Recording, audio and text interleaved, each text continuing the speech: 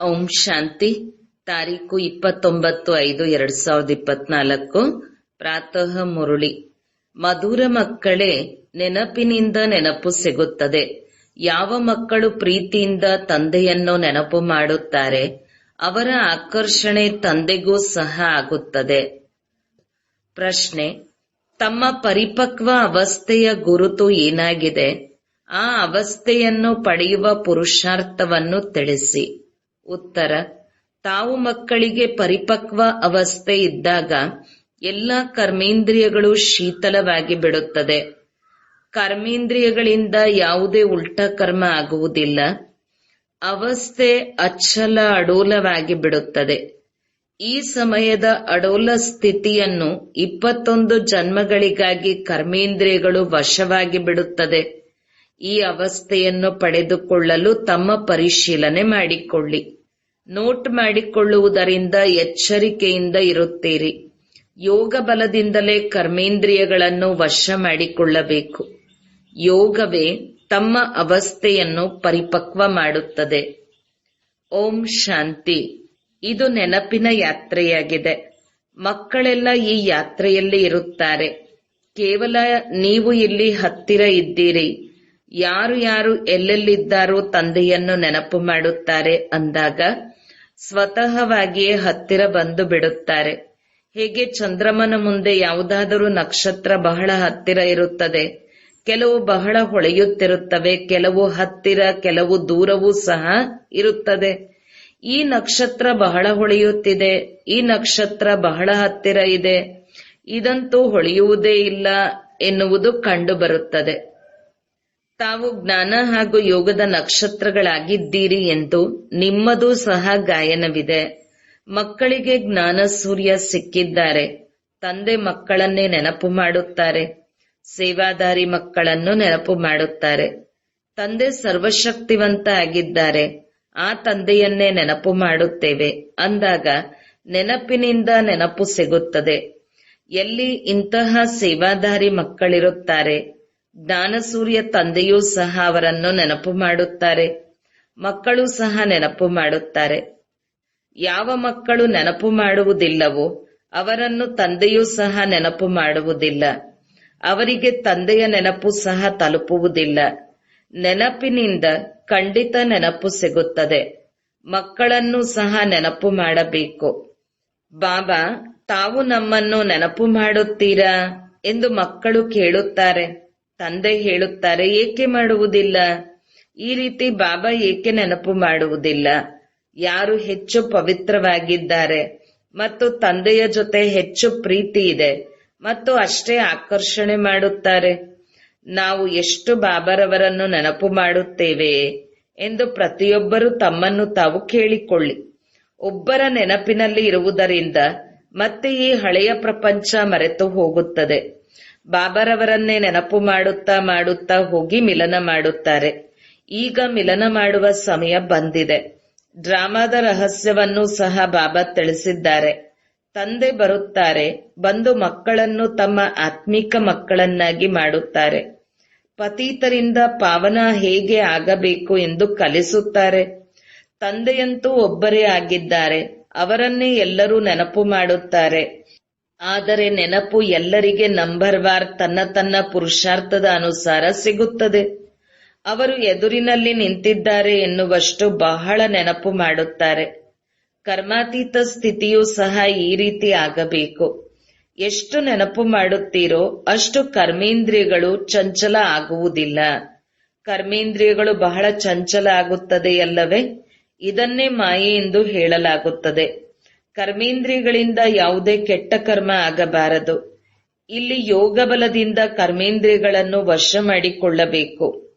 ಅವರಂತೂ ಔಷಧಿಯಿಂದ ವಶ ಮಾಡಿಕೊಳ್ಳುತ್ತಾರೆ. ಇವು ಏಕೆ ವಶ ಆಗುವುದಿಲ್ಲ ಎಂದು ಮಕ್ಕಳು ಕೇಳುತ್ತಾರೆ. ನೀವು ಎಷ್ಟು ನೆನಪು ಮಾಡುತ್ತೀರಿ ಅಷ್ಟು ಕರ್ಮೇಂದ್ರಿಯಗಳು ವಶ ಆಗಿ ಬಿಡುತ್ತದೆ ಎಂದು ತಂದೆ ಹೇಳುತ್ತಾರೆ. ಇದಕ್ಕೆ ಕರ್ಮಾತೀತ ಸ್ಥಿತಿ ಎಂದು ಹೇಳಲಾಗುತ್ತದೆ. ಇದು ಕೇವಲ ನೆನಪಿನ ಯಾತ್ರೆಯಿಂದಲೇ ಆಗುತ್ತದೆ. ಇದಕ್ಕೆ ಭಾರತದ ಪ್ರಾಚೀನ ರಾಜ್ಯ ಯೋಗ ಎಂದು ಗಾಯನವೂ ಸಹ ಇದೆ ಅಂದಾಗ ಭಗವಂತನೇ ಕಲಿಸುತ್ತಾರೆ. ಭಗವಂತ ತನ್ನ ಮಕ್ಕಳಿಗೆ ಕಲಿಸುತ್ತಾರೆ, ನೀವು ವಿಕಾರಿ ಕರ್ಮೇಂದ್ರಿಯಗಳ ಮೇಲೆ ಯೋಗ ಬಲದಿಂದ ಜಯಗಳಿಸುವ ಪುರುಷಾರ್ಥ ಮಾಡಬೇಕು. ಸಂಪೂರ್ಣರು ಅಂತ್ಯದಲ್ಲಿ ಆಗುತ್ತೀರಿ. ಪರಿಪಕ್ವ ಸ್ಥಿತಿ ಇದ್ದಾಗ ಯಾವುದೇ ಕರ್ಮೇಂದ್ರಿಯಗಳ ಚಂಚಲತೆ ಆಗುವುದಿಲ್ಲ.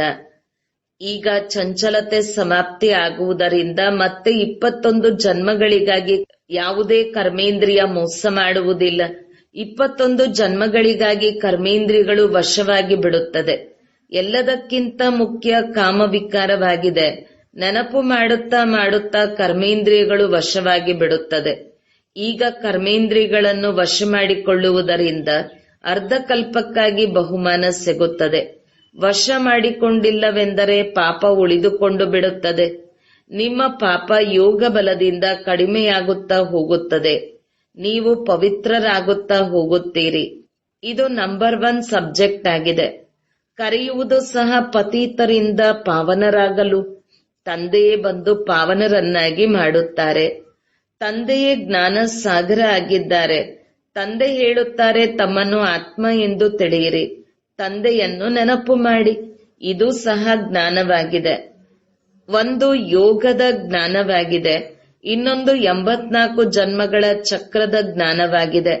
2 ಪ್ರಕಾರದ ಜ್ಞಾನವಾಗಿದೆ. ಮತ್ತೆ ಅದರಲ್ಲಿ ದೈವಿ ಗುಣಗಳ ಸ್ವತಃವಾಗಿಯೇ ಸಮಾವೇಶವಾಗಿರುತ್ತವೆ. ನಾವು ಮನುಷ್ಯರಿಂದ ದೇವತೆಗಳು ಆಗುತ್ತೇವೆ ಅಂದಾಗ ದೈವಿ ಗುಣಗಳನ್ನು ಅವಶ್ಯಕವಾಗಿ ಧಾರಣೆ ಮಾಡಬೇಕು ಎಂದು ಮಕ್ಕಳಿಗೆ ತಿಳಿದಿದೆ. ತಮ್ಮ ಪರಿಶೀಲನೆ ಮಾಡಿಕೊಳ್ಳಬೇಕು. ನೋಟ್ ಮಾಡಿಕೊಳ್ಳುವುದರಿಂದ ತಮ್ಮ ಮೇಲೆ ಎಚ್ಚರಿಕೆ ಇರುತ್ತದೆ.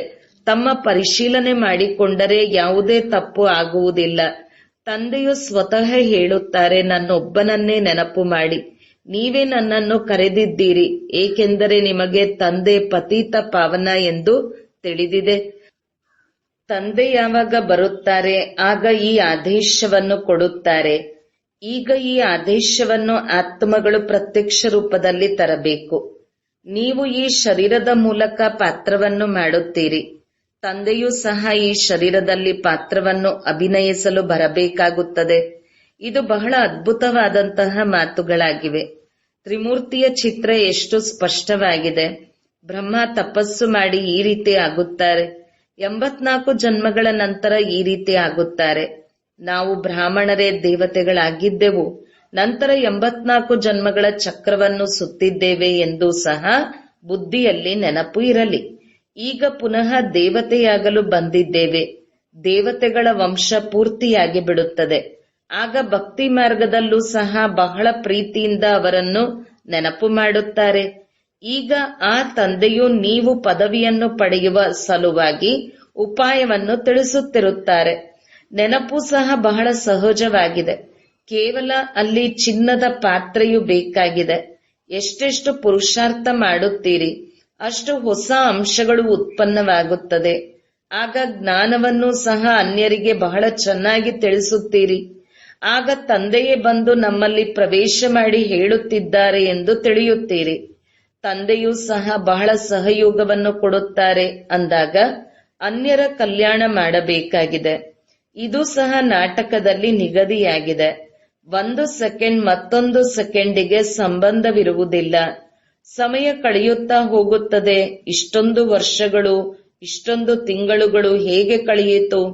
ಪ್ರಾರಂಭದಿಂದ ಹಿಡಿದು ಸಮಯ ಕಳೆಯುತ್ತಾ ಬಂದಿದೆ. ಈ ಸೆಕೆಂಡ್ ಮತ್ತೆ 5000 ವರ್ಷಗಳ ನಂತರ ಪುನರಾವರ್ತನೆ ಮಾಡುತ್ತೀರಿ. ಇದನ್ನು ಸಹ ಚೆನ್ನಾಗಿ ತಿಳಿದುಕೊಳ್ಳಬೇಕು ಹಾಗೂ ತಂದೆಯನ್ನು ನೆನಪು ಮಾಡಬೇಕು. ಇದರಿಂದ ವಿಕರ್ಮ ವಿನಾಶವಾಗುತ್ತದೆ. ಇನ್ಯಾವುದೇ ಉಪಾಯವಿಲ್ಲ. ಎಷ್ಟೊಂದು ಸಮಯವನ್ನು ನೀವು ಕಳೆಯುತ್ತಾ ಬಂದಿದ್ದೀರಿ. ಇದೆಲ್ಲವೂ ಭಕ್ತಿಯಾಗಿತ್ತು. ಭಕ್ತಿಯ ಫಲವನ್ನು ಭಗವಂತನೇ ಕೊಡುತ್ತಾರೆ ಎಂದು ಹೇಳುತ್ತಾರೆ ಅಂದಾಗ ಯಾವ ಫಲವನ್ನು ಕೊಡುತ್ತಾರೆ, ಯಾವಾಗ ಮತ್ತು ಯಾವ ಫಲವನ್ನು ಕೊಡುತ್ತಾರೆ, ಇದು ಯಾವುದೂ ಸ್ವಲ್ಪವೂ ತಿಳಿದಿಲ್ಲ. ಯಾವಾಗ ತಂದೆಯು ಫಲವನ್ನು ಕೊಡಲು ಬರುತ್ತಾರೆಯೋ ಆಗ ಪಡೆಯುವವರು ಹಾಗೂ ಕೊಡುವವರು ಜೊತೆ ಇರಬೇಕು. ನಾಟಕದಲ್ಲಿ ಪಾತ್ರವು ಮುಂದುವರಿಯುತ್ತಾ ಹೋಗುತ್ತದೆ. ಇಡೀ ನಾಟಕದಲ್ಲಿ ಇದು ಅಂತಿಮ ಜೀವನವಾಗಿದೆ. ಈಗಲೂ ಸಹ ಒಂದು ವೇಳೆ ಯಾರಾದರೂ ಶರೀರ ಬಿಡಬಹುದು. ಬೇರೆ ಯಾವುದಾದರೂ ಪಾತ್ರವನ್ನು ಅಭಿನಯಿಸುವುದರಿಂದ ಜನ್ಮವನ್ನು ಪಡೆಯಬಹುದು. ಯಾರಿಗಾದರೂ ಬಹಳ ಲೆಕ್ಕಾಚಾರ ಇದ್ದರೆ ಜನ್ಮವನ್ನು ಪಡೆದುಕೊಳ್ಳುತ್ತಾರೆ. ಯಾರಲ್ಲಿ ಬಹಳ ಪಾಪವಿರುತ್ತದೆಯೋ ಅವರು ಪುನಃ ಪುನಃ ಒಂದು ಜನ್ಮವನ್ನು ತೆಗೆದುಕೊಂಡು ನಂತರ ಎರಡನೆಯದು, ಮೂರನೆಯದು ಹೀಗೆ ಜನ್ಮವನ್ನು ಪಡೆದುಕೊಳ್ಳುವುದು ಬಿಡುವುದು ಮಾಡುತ್ತಿರುತ್ತಾರೆ. ಗರ್ಭದಲ್ಲಿ ಹೋಗಿ ದುಃಖವನ್ನು ಅನುಭವ ಮಾಡಿ ಈ ಶರೀರವನ್ನು ಬಿಟ್ಟು ಮತ್ತೊಂದು ಪಡೆದುಕೊಳ್ಳುತ್ತಾರೆ. ಕಾಶಿ ಕಲ್ವಟ್ನಲ್ಲಿಯೂ ಸಹ ಇದೇ ಸ್ಥಿತಿ ಇರುತ್ತದೆ. ತಲೆಯ ಮೇಲೆ ಬಹಳ ಪಾಪದ ಹೊರೆ ಇದೆ. ಅಲ್ಲಿ ಯೋಗ ಬಲವಿಲ್ಲ. ಕಾಶಿ ಕಲ್ವಟ್ನಲ್ಲಿ ದೇಹ ಬಿಡುವುದು ಎಂದರೆ ತನ್ನ ದೇಹವನ್ನು ಘಾತ ಮಾಡಿಕೊಳ್ಳುವುದಾಗಿದೆ. ಆತ್ಮವು ಸಹ ಇದು ಶರೀರದ ಘಾತವೆಂದು ತಿಳಿದುಕೊಳ್ಳುತ್ತದೆ. ಆತ್ಮವು ಹೇಳುತ್ತದೆ, ತಂದೆಯೇ, ಯಾವಾಗ ನೀವು ಬರುತ್ತೀರಿ ಆಗ ನಾವು ನಿಮ್ಮ ಮೇಲೆ ಬಲಿಹಾರಿಯಾಗುತ್ತೇವೆ. ಉಳಿದಂತೆ ಭಕ್ತಿ ಮಾರ್ಗದಲ್ಲಿ ಬಲಿಯಾಗುತ್ತಾರೆ. ಅದು ಭಕ್ತಿಯಾಗಿ ಬಿಡುತ್ತದೆ. ದಾನ, ಪುಣ್ಯ, ತೀರ್ಥಯಾತ್ರೆ ಮಾಡುವುದೆಲ್ಲವೂ ಯಾರೊಂದಿಗೆ ಲೆಕ್ಕಾಚಾರ ಕೊಟ್ಟು ತೆಗೆದುಕೊಳ್ಳುವುದಾಗಿ ಬಿಡುತ್ತದೆ? ಪಾಪಾತ್ಮರೊಂದಿಗೆ. ರಾವಣ ರಾಜ್ಯವಾಗಿದೆ ಎಲ್ಲವೇ? ತಂದೆಯು ತಿಳಿಸುತ್ತಾರೆ, ಬಹಳ ಎಚ್ಚರಿಕೆಯಿಂದ ಕೊಟ್ಟು ತೆಗೆದುಕೊಳ್ಳಬೇಕು. ಒಂದು ವೇಳೆ ಎಲ್ಲಿಯಾದರೂ ಕೊಟ್ಟಿದ್ದನ್ನು ಕೆಟ್ಟ ಕರ್ಮದಲ್ಲಿ ತೊಡಗಿಸಿದರೆ ನಿಮ್ಮ ತಲೆಯ ಮೇಲೆ ಹೊರೆ ಏರುತ್ತದೆ. ದಾನ ಪುಣ್ಯವನ್ನು ಬಹಳ ಎಚ್ಚರಿಕೆಯಿಂದ ಮಾಡಬೇಕು. ಬಡವರಿಗೆ ಅನ್ನ ಹಾಗೂ ವಸ್ತ್ರವನ್ನು ದಾನ ಮಾಡಲಾಗುತ್ತದೆ. ಹಾಗೂ ಈ ಸಮಯದಲ್ಲಿ ಧರ್ಮಶಾಲೆಗಳೆಲ್ಲ ಮಾಡಿಕೊಡುತ್ತಾರೆ. ಶ್ರೀಮಂತರಿಗಾಗಿ ದೊಡ್ಡ ಮಹಲ್ಗಳು ಇವೆ, ಬಡವರಿಗಾಗಿ ಗುಡಿಸಲುಗಳು ಇವೆ. ಅವರಂತೂ ಅಶುದ್ಧ ಚರಂಡಿ ಅಂತಹ ಕಾಲುವೆಗಳ ಬಳಿ ಇರುತ್ತಾರೆ. ಆ ಕೊಳಕು ಗೊಬ್ಬರವಾಗುತ್ತದೆ ಮತ್ತು ಅದನ್ನು ಮಾರಾಟ ಮಾಡುತ್ತಾರೆ. ಮತ್ತೆ ಅದರಿಂದ ಬೆಳೆ ಬೆಳೆಯುತ್ತಾರೆ. ಅಂದರೆ ಸತ್ಯುಗದಲ್ಲಿ ಈ ರೀತಿ ಕಸದಿಂದ ಬೆಳೆಯನ್ನು ಬೆಳೆಯುವುದಿಲ್ಲ. ಅಲ್ಲಂತೂ ಮಣ್ಣು ಹೊಸದಾಗಿರುತ್ತದೆ. ಅದರ ಹೆಸರು ಸ್ವರ್ಗವಾಗಿದೆ. ಪುಕರಾಜ್ಪುರಿ, ಸಬ್ಜಪರಿ ಎಂಬ ಹೆಸರುಗಳು ಗಾಯನವಿದೆ. ಇದೆಲ್ಲವೂ ರತ್ನಗಳಾಗಿವೆಯಲ್ಲವೇ? ಕೆಲವರು ಎಷ್ಟೊಂದು ಸೇವೆ ಮಾಡುತ್ತಾರೆ. ಕೆಲವರು ನಾವು ಸೇವೆ ಮಾಡಲಾಗುವುದಿಲ್ಲವೆಂದು ಹೇಳುತ್ತಾರೆ. ಆದರೆ ತಂದೆಗೆ ಎಲ್ಲರೂ ರತ್ನಗಳೇ ಆಗಿದ್ದಾರೆ. ಅದರಲ್ಲಿಯೂ ನಂಬರ್ ವಾರ್ ಪುರುಷಾರ್ಥದ ಅನುಸಾರ ಪೂಜಿಸಲ್ಪಡುತ್ತಾರೆ. ದೇವತೆಗಳಿಗೆ ಪೂಜೆ ನಡೆಯುತ್ತದೆ. ಭಕ್ತಿ ಮಾರ್ಗದಲ್ಲಿ ಅನೇಕ ಪೂಜೆಗಳು ನಡೆಯುತ್ತವೆ. ಇದೆಲ್ಲವೂ ನಾಟಕದಲ್ಲಿ ನಿಗದಿತವಾಗಿದೆ. ಇದನ್ನು ನೋಡುತ್ತಾ ಮಜಾ ಎನಿಸುತ್ತದೆ. ನಾವು ಪಾತ್ರಧಾರಿಗಳಾಗಿದ್ದೇವೆ. ಈ ಸಮಯದಲ್ಲಿ ನಿಮಗೆ ಜ್ಞಾನವು ಪ್ರಾಪ್ತಿಯಾಗುತ್ತದೆ. ಆದ್ದರಿಂದ ನೀವು ಬಹಳ ಖುಷಿ ಪಡುತ್ತೀರಿ. ಭಕ್ತಿಯದು ಪಾತ್ರವಿದೆ ಎಂದು ನೀವು ತಿಳಿದುಕೊಂಡಿದ್ದೀರಿ. ಭಕ್ತಿಯಲ್ಲಿಯೂ ಸಹ ಬಹಳ ಖುಷಿ ಪಡುತ್ತಾರೆ. ಗುರು ಮಾಲೆಯ ಜಪ ಮಾಡಿ ಎಂದು ಹೇಳಿದರೆ ಸಾಕು, ಆ ಖುಷಿಯಲ್ಲಿ ಜಪ ಮಾಡಲು ತೊಡಗಿಬಿಡುತ್ತಾರೆ. ಆದರೆ ಏನೂ ತಿಳುವಳಿಕೆ ಇರುವುದಿಲ್ಲ. ಶಿವ ತಂದೆಯು ನಿರಾಕಾರನಾಗಿದ್ದಾರೆ. ಬಲೆ ಅವರಿಗೆ ಹಾಲು, ನೀರು ಮುಂತಾದವುಗಳನ್ನು ಏಕೆ ಅರ್ಪಿಸುತ್ತಾರೆ? ಮೂರ್ತಿಗಳಿಗೆ ಭೋಗವನ್ನು ಇಡುತ್ತಾರೆ. ಅವರು ಏನಾದರೂ ತಿನ್ನುತ್ತಾರೆಯೇ? ಭಕ್ತಿಯ ವಿಸ್ತಾರವು ದೊಡ್ಡದಾಗಿದೆ. ಭಕ್ತಿಯು ವೃಕ್ಷವಾಗಿದೆ. ಜ್ಞಾನ ಅದರ ಬೀಜವಾಗಿದೆ. ರಚಯಿತ ಮತ್ತು ರಚನೆಯನ್ನು ನೀವು ಮಕ್ಕಳ ಹೊರತು ಮತ್ಯಾರೂ ತಿಳಿಯುವುದಿಲ್ಲ. ಕೆಲವು ಮಕ್ಕಳಂತೂ ತಮ್ಮ ಮೂಳೆಗಳನ್ನು ಈ ಸೇವೆಯಲ್ಲಿ ಸ್ವಾಹ ಮಾಡುವಂತಹವರಾಗಿದ್ದಾರೆ. ಇದು ನಿಮ್ಮ ಕಲ್ಪನೆಯಾಗಿದೆ ಎಂದು ತಮಗೆ ಕೆಲವರು ಹೇಳುತ್ತಾರೆ. ಅರೆ, ಇದಂತೂ ಪ್ರಪಂಚದ ಇತಿಹಾಸ, ಭೂಗೋಳವು ಪುನರಾವರ್ತನೆಯಾಗುತ್ತದೆ. ಕಲ್ಪನೆಗಳು ಪುನರಾವರ್ತನೆಯಾಗುತ್ತದೆಯೇ? ಇದಂತೂ ಜ್ಞಾನವಾಗಿದೆ. ಇದು ಹೊಸ ಮಾತುಗಳು ಹೊಸ ಪ್ರಪಂಚಕ್ಕಾಗಿಯೇ ಆಗಿವೆ. ಭಗವಾನ್ ವಾಚ, ಭಗವಂತನು ಹೊಸಬರಾಗಿದ್ದಾರೆ. ಅವರ ಮಹಾವಾಕ್ಯಗಳು ಸಹ ಹೊಸದಾಗಿವೆ. ಅವರು ಕೃಷ್ಣ ಭಗವಾನ್ ವಾಚ ಎಂದು ಹೇಳುತ್ತಾರೆ. ನೀವು ಶಿವ ಭಗವಾನ್ ವಾಚ ಎಂದು ಹೇಳುತ್ತೀರಿ. ಪ್ರತಿಯೊಬ್ಬರದು ತಮ್ಮ ತಮ್ಮ ಮತವಾಗಿದೆ. ಒಬ್ಬರದು ಇನ್ನೊಬ್ಬರಿಗೆ ಹೋಲುವುದಿಲ್ಲ. ಇದು ವಿದ್ಯೆಯಾಗಿದೆ. ಶಾಲೆಯಲ್ಲಿ ಓದುತ್ತೀರಿ, ಕಲ್ಪನೆಯ ಮಾತೇ ಇಲ್ಲ. ತಂದೆಯಾಗಿದ್ದಾರೆ ಜ್ಞಾನ ಸಾಗರ, ಜ್ಞಾನ ಪೂರ್ಣ. ಋಷಿ ಮುನಿಗಳು ಹೇಳುತ್ತಾರೆ, ನಾವು ರಚಯಿತ ಮತ್ತು ರಚನೆಯನ್ನು ತಿಳಿದಿಲ್ಲ ಎಂದು. ಯಾವ ಆದಿ ಸನಾತನ ದೇವಿ ದೇವತೆಗಳೇ ತಿಳಿದುಕೊಂಡಿಲ್ಲವೆಂದಾಗ ಅವರಿಗೆ ಈ ಜ್ಞಾನವು ಎಲ್ಲಿಂದ ಸಿಗುತ್ತದೆ? ಯಾರು ಇದನ್ನು ತಿಳಿದಿದ್ದಾರೋ ಅವರೇ ಪದವಿ ಪಡೆದುಕೊಳ್ಳುತ್ತಾರೆ. ನಂತರ ಸಂಗಮಯುಗ ಬಂದಾಗ ತಂದೆಯು ಬಂದು ತಿಳಿಸುತ್ತಾರೆ. ಹೊಸಬರು ಈ ಮಾತುಗಳಲ್ಲಿ ಗೊಂದಲಕ್ಕೀಡಾಗುತ್ತಾರೆ. ಹೌದು, ನೀವು ಅಷ್ಟೇ ಸತ್ಯ, ಉಳಿದೆಲ್ಲವೂ ಅಸತ್ಯ ಎಂದು ಹೇಳುತ್ತಾರೆ. ಗೀತಾ ಮಾತಾ ಯಾವ ತಂದೆ ಆಗಿದ್ದಾರೆಯೋ ಅವರನ್ನೇ ಖಂಡನೆ ಮಾಡಿದ್ದಾರೆ. ಉಳಿದೆಲ್ಲವೂ ರಚನೆಯಾಗಿದೆ ಎಂದು ನೀವು ತಿಳಿಸುತ್ತೀರಿ. ಅವರಿಂದ ಸನ್ಯಾಸಿಗಳಿಂದ ಆಸ್ತಿಯು ಸಿಗಲು ಸಾಧ್ಯವಿಲ್ಲ. ವೇದಶಾಸ್ತ್ರಗಳಲ್ಲಿ ರಚಯಿತ ಮತ್ತು ರಚನೆಯ ಜ್ಞಾನವಿರಲು ಸಾಧ್ಯವಿಲ್ಲ. ವೇದಗಳಿಂದ ಯಾವ ಧರ್ಮದ ಸ್ಥಾಪನೆಯಾಯಿತು ಎಂದು ಮೊದಲು ತಿಳಿಸಿ. ಧರ್ಮಗಳಿರುವುದೇ 4. ಪ್ರತಿಯೊಂದು ಧರ್ಮದ ಧರ್ಮಶಾಸ್ತ್ರ ಒಂದೇ ಆಗಿರುತ್ತದೆ. ತಂದೆಯು ಬ್ರಾಹ್ಮಣ ಕುಲದ ಸ್ಥಾಪನೆಯನ್ನು ಮಾಡುತ್ತಾರೆ. ಬ್ರಾಹ್ಮಣರೇ ಪುನಃ ಸೂರ್ಯವಂಶಿ ಚಂದ್ರವಂಶಿ ಕುಲದಲ್ಲಿ ತಮ್ಮ ಪದವಿಯನ್ನು ಪಡೆಯುತ್ತಾರೆ. ತಂದೆಯೇ ಬಂದು ತಮ್ಮ ಸಮ್ಮುಖದಲ್ಲಿ ತಿಳಿಸುತ್ತಾರೆ, ಈ ರಥದ ಮೂಲಕ ಎಂದಾಗ ಶರೀರವಂತೂ ಅವಶ್ಯಕವಾಗಿ ಬೇಕಾಗಿದೆ. ಆತ್ಮವಂತೂ ನಿರಾಕಾರನಾಗಿದೆ. ಅವರಿಗೆ ಸಾಕಾರ ಶರೀರವು ಸಿಗುತ್ತದೆ. ಆತ್ಮವು ಎಂತಹದ್ದಾಗಿದೆ ಎಂಬುದನ್ನು ತಿಳಿಯದಿದ್ದರೆ ತಂದೆಯನ್ನು ಹೇಗೆ ತಿಳಿಯುತ್ತಾರೆ? ಸತ್ಯವನ್ನಂತೂ ತಂದೆಯೇ ತಿಳಿಸುತ್ತಾರೆ. ಉಳಿದೆಲ್ಲವೂ ಅಸತ್ಯವಾಗಿದೆ. ಆದ್ದರಿಂದ ಯಾವುದೇ ಲಾಭವಿಲ್ಲ. ಯಾರ ಮಾಲೆಯನ್ನು ಸ್ಮರಣೆ ಮಾಡುತ್ತಾರೆ ಇದೇನೂ ತಿಳಿದಿಲ್ಲ, ತಂದೆಯನ್ನೂ ತಿಳಿದಿಲ್ಲ. ತಂದೆಯು ಸ್ವಯಂ ಬಂದು ತಮ್ಮ ಪರಿಚಯವನ್ನು ಕೊಡುತ್ತಾರೆ. ಜ್ಞಾನದಿಂದ ಸದ್ಗತಿಯಾಗುತ್ತದೆ. ಅರ್ಧಕಲ್ಪ ಜ್ಞಾನ, ಅರ್ಧಕಲ್ಪ ಭಕ್ತಿಯಾಗಿದೆ. ರಾವಣ ರಾಜ್ಯದಿಂದ ಭಕ್ತಿ ಪ್ರಾರಂಭವಾಗುತ್ತದೆ. ಭಕ್ತಿಯಿಂದ ಏಣಿಯನ್ನು ಇಳಿಯುತ್ತಾ ಇಳಿಯುತ್ತಾ ತಮೋಪ್ರಧಾನವಾಗುತ್ತಾರೆ. ಯಾರ ಕರ್ತವ್ಯವನ್ನೂ ತಿಳಿದಿಲ್ಲ. ಭಗವಂತನಿಗಂತೂ ಎಷ್ಟೊಂದು ಪೂಜೆಯನ್ನು ಮಾಡುತ್ತಾರೆ, ಏನನ್ನೂ ತಿಳಿದಿಲ್ಲ. ಅಂದ ಮೇಲೆ ತಂದೆಯು ತಿಳಿಸುತ್ತಾರೆ, ಶ್ರೇಷ್ಠ ಪದವಿಯನ್ನು ಪಡೆಯಲು ತಮ್ಮನ್ನು ಆತ್ಮ ಎಂದು ತಿಳಿಯಬೇಕು ಮತ್ತು ತಂದೆಯನ್ನು ನೆನಪು ಮಾಡಬೇಕು. ಇದರಲ್ಲಿಯೇ ಪರಿಶ್ರಮವಿದೆ. ಒಂದು ವೇಳೆ ಯಾರ ಬುದ್ಧಿಯಾದರೂ ಮಂದಬುದ್ಧಿಯಾಗಿದ್ದರೆ ಮಂದಬುದ್ಧಿಯಿಂದಲೇ ನೆನಪು ಮಾಡಲಿ. ಆದರೆ ನೆನಪು ಒಬ್ಬರನ್ನೇ ನೆನಪು ಮಾಡಲಿ. ಬಾಬಾ ತಾವು ಬಂದರೆ ತಮ್ಮ ಜೊತೆಯೇ ಬುದ್ಧಿಯೋಗವನ್ನು ಜೋಡಿಸುತ್ತೇವೆ ಎಂದು ಹೇಳುತ್ತಾರೆ. ಈಗ ತಂದೆಯೂ ಸಹ ಬಂದಿದ್ದಾರೆ. ತಾವೆಲ್ಲ ಯಾರ ಜೊತೆ ಮಿಲನ ಮಾಡಲು ಬಂದಿದ್ದೀರಿ? ಯಾರು ಪ್ರಾಣದಾನ ಕೊಡುತ್ತಾರೆ, ಆತ್ಮನನ್ನು ಅಮರಲೋಕಕ್ಕೆ ಕರೆದುಕೊಂಡು ಹೋಗುತ್ತಾರೆ. ಮೃತ್ಯುವಿನ ಮೇಲೆ ವಿಜಯಿಯನ್ನಾಗಿ ಮಾಡುತ್ತೇನೆ, ನಿಮ್ಮನ್ನು ಅಮರಲೋಕಕ್ಕೆ ಕರೆದುಕೊಂಡು ಹೋಗುತ್ತೇನೆ ಎಂದು ತಂದೆಯು ತಿಳಿಸಿದ್ದಾರೆ. ಅಮರ ಕತೆ ಪಾರ್ವತಿಗೆ ತಿಳಿಸಿದರು ಎಂದು ತೋರಿಸುತ್ತಾರಲ್ಲವೇ? ಈಗ ಅಮರನಾಥ ಬಂದಿದ್ದಾರೆ. ಹಿಮಾಲಯದ ಪರ್ವತದ ಮೇಲೆ ಕುಳಿತು ಕತೆ ತಿಳಿಸುತ್ತಾರೇನು? ಭಕ್ತಿ ಮಾರ್ಗದ ಪ್ರತಿಯೊಂದು ಮಾತಿನಲ್ಲೂ ಆಶ್ಚರ್ಯವಾಗುತ್ತದೆ. ಒಳ್ಳೆಯದು. ಮಧುರಾತಿ ಮಧುರ ಅಗಲಿ ಮರಳಿ ಸಿಕ್ಕಿರುವಂತ ಮಕ್ಕಳಿಗೆ ಪ್ರೀತಿಯ ಮಾತಾಪಿತಾ ಬಾಪ್ದಾದರವರ ನೆನಪು, ಪ್ರೀತಿ ಹಾಗೂ ಸುಪ್ರಭಾತ. ಆತ್ಮೀಯ ಮಕ್ಕಳಿಗೆ ಆತ್ಮೀಯ ತಂದೆಯ ನಮಸ್ತೆ. ಧಾರಣೆಗಾಗಿ ಮುಖ್ಯ ಸಾರ.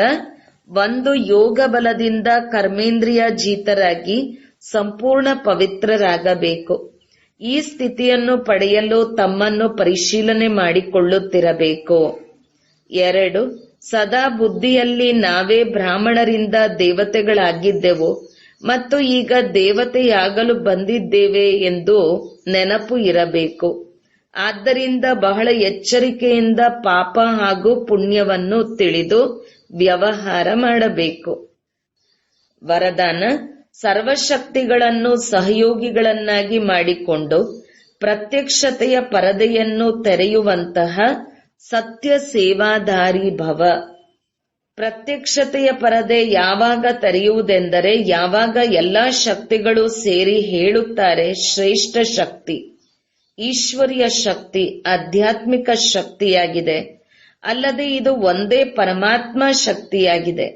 ಎಲ್ಲರೂ ಒಂದೇ ಸ್ಟೇಜ್ ಮೇಲೆ ಒಟ್ಟಿಗೆ ಸೇರಿ ಇಂತಹ ಸ್ನೇಹ ಮಿಲನ ಮಾಡಬೇಕು. ಅದಕ್ಕಾಗಿ ಎಲ್ಲರನ್ನೂ ಸ್ನೇಹದ ಸೂತ್ರದಲ್ಲಿ ಕಟ್ಟಿ ಸಮೀಪದಲ್ಲಿ ತನ್ನಿ, ಸಹಯೋಗಿಗಳನ್ನಾಗಿ ಮಾಡಿಕೊಳ್ಳಿ.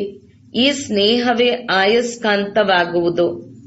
ಯಾವುದು ಎಲ್ಲವನ್ನು ಒಟ್ಟಿಗೆ ಸಂಘಟನೆಯ ರೂಪದಲ್ಲಿ ತಂದೆಯ ಸ್ಟೇಜ್ ಮೇಲೆ ತಲುಪುವರು. ಆದ್ದರಿಂದ ಈಗ ಅಂತಿಮ ಪ್ರತ್ಯಕ್ಷತೆಯ ಹೀರೋ ಪಾತ್ರದಲ್ಲಿ ನಿಮಿತ್ತರಾಗುವಂತಹ ಸೇವೆ ಮಾಡಿ. ಆಗ ಹೇಳಲಾಗುವುದು ಸತ್ಯ ಸೇವಾದಾರಿ. ಸ್ಲೋಗನ್: ಸೇವೆಯ ಮೂಲಕ ಸರ್ವರ ಆಶೀರ್ವಾದ ಪ್ರಾಪ್ತಿ ಮಾಡಿಕೊಳ್ಳುವುದು ಇದು ಮುಂದುವರಿಯುವ ಲಿಫ್ಟ್ ಆಗಿದೆ. ಓಂ ಶಾಂತಿ.